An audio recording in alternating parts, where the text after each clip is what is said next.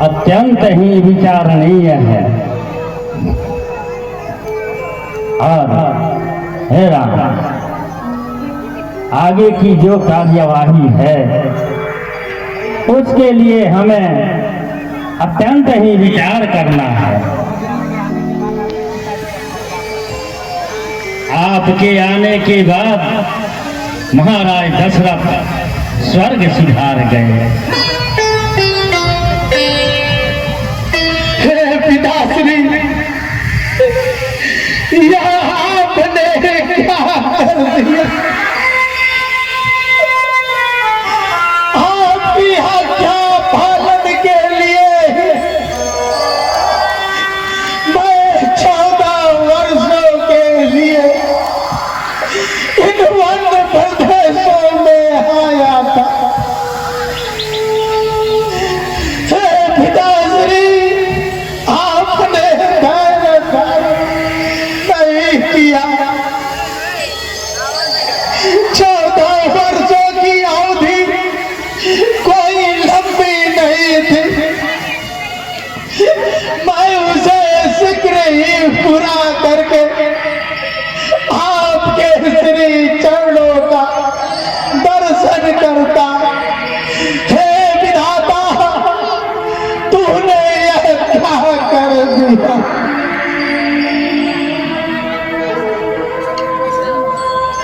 हे राम, शोक मत।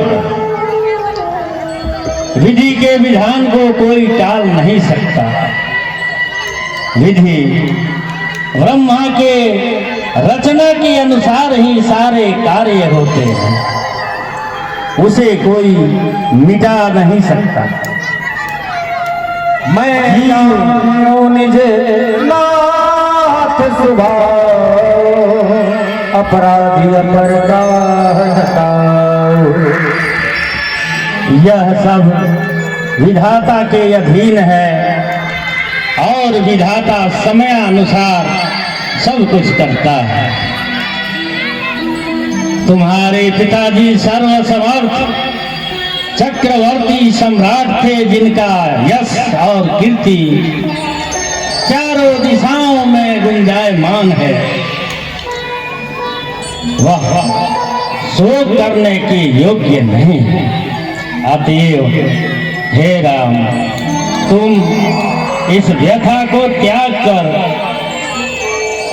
सभी को सांत्वना दो। अगर तुम ही अधीर हो जाओगे तो यह सारी प्रजा, राज्य व्यवस्था और पूरा वंश अस्त व्यस्त हो जाएगा।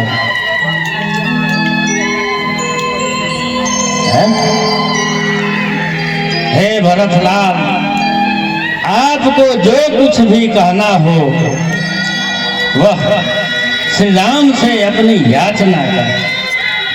हे गुरुदेव, मैं अपने स्वामी के स्वभाव के बारे में जानता हूँ। ये अपराधियों पर कभी क्रोध नहीं करते।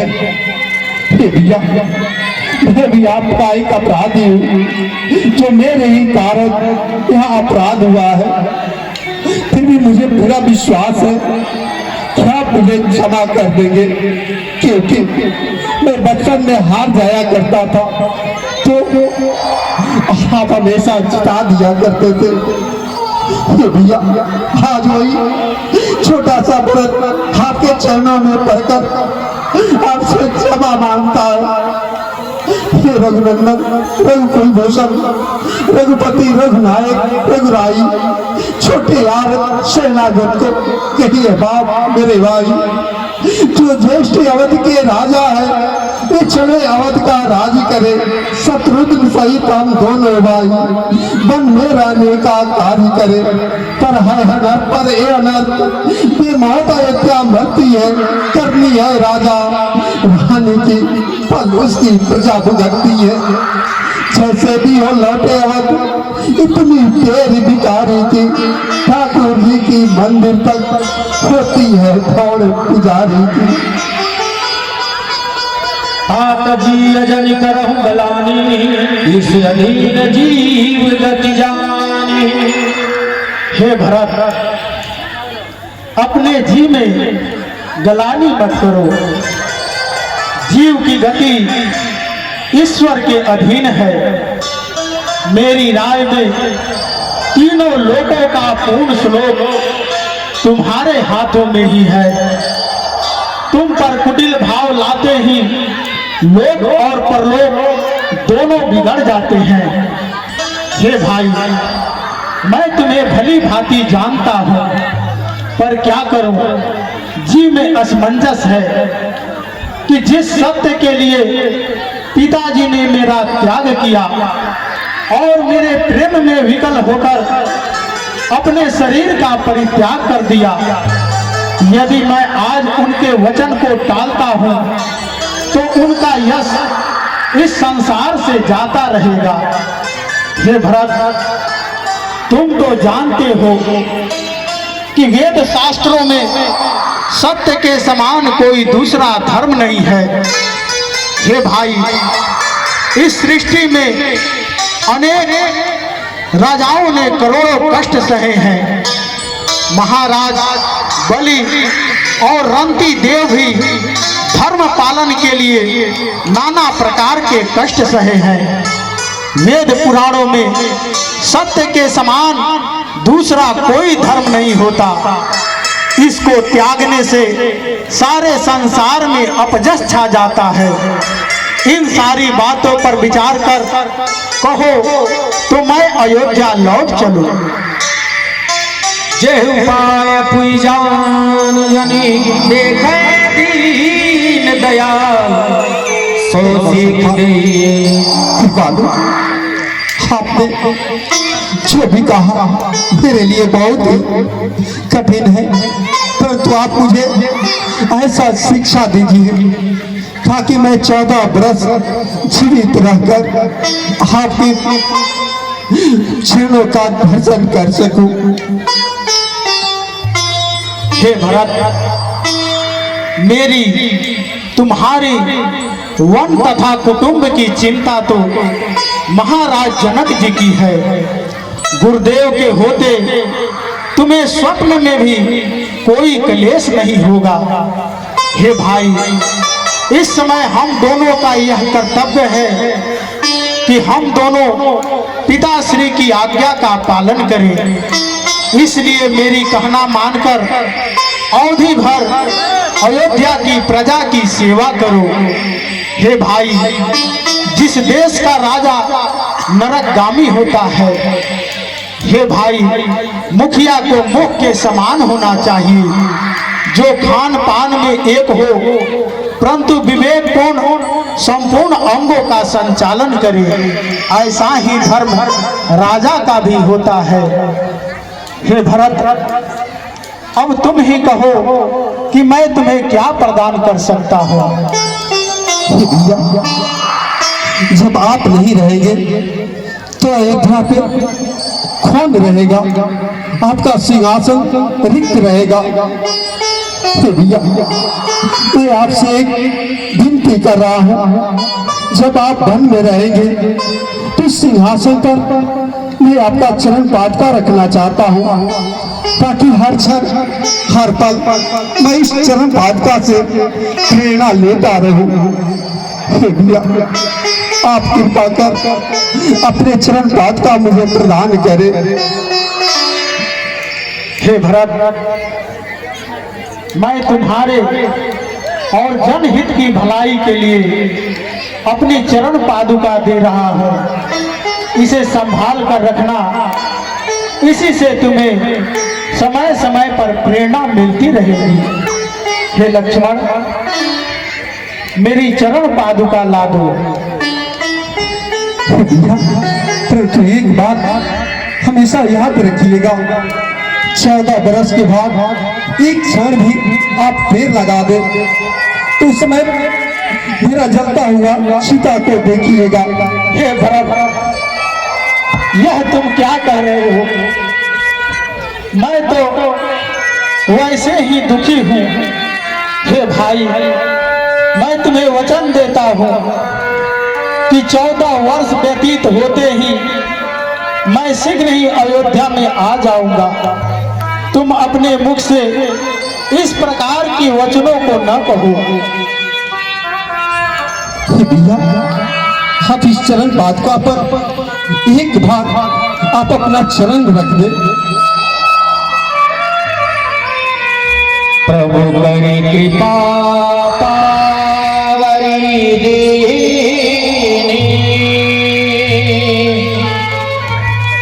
सादर शीस भरे लीने।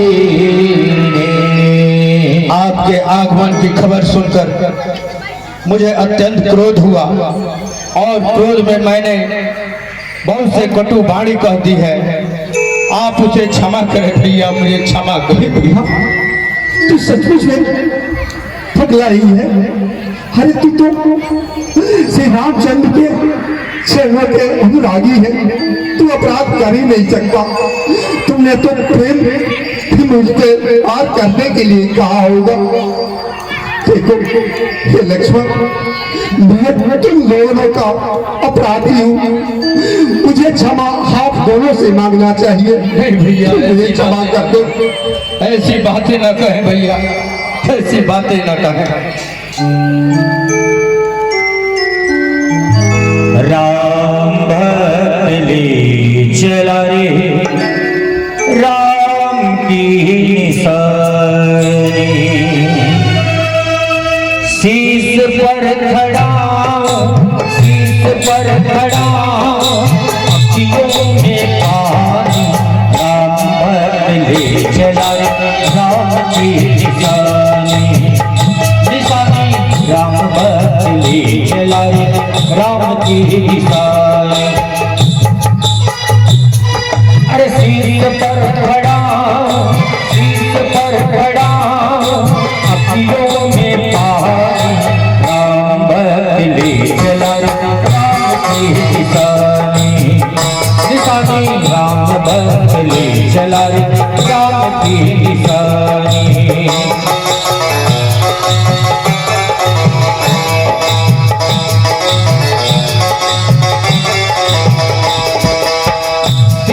खड़ा ले चले राम सिया के संग हो जाए,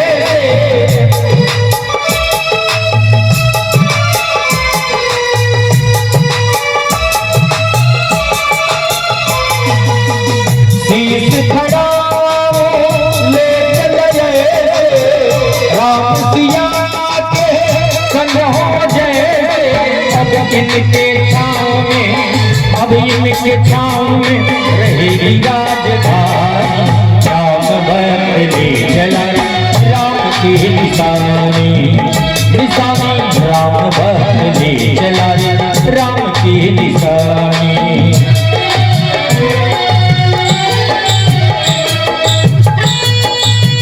पल छिन लागे सदियों जैसे, 14 बरस कटेंगे कैसे, जाने समय क्या खेल रचेगा, कौन मरेगा कौन बचेगा। कब ये मिलन के फूल मिलेंगे नदिया में, कब धूल मिलेंगे, जी करता है नहीं बस जाऊं 14 बरस यही पिता। राम बिन कठिन है, राम बिन कठिन है, एक घड़ी बितानी, राम भक्त ले चला राम की निशानी, निशानी राम भक्त ले चला राम की निशानी। शीश पर खड़ा, शीश पर खड़ा, अखियों में पानी, राम भक्त ले चला राम की निशानी, निशानी राम भक्त ले चला राम की निशानी, राम भक्त ले चला राम की निशानी।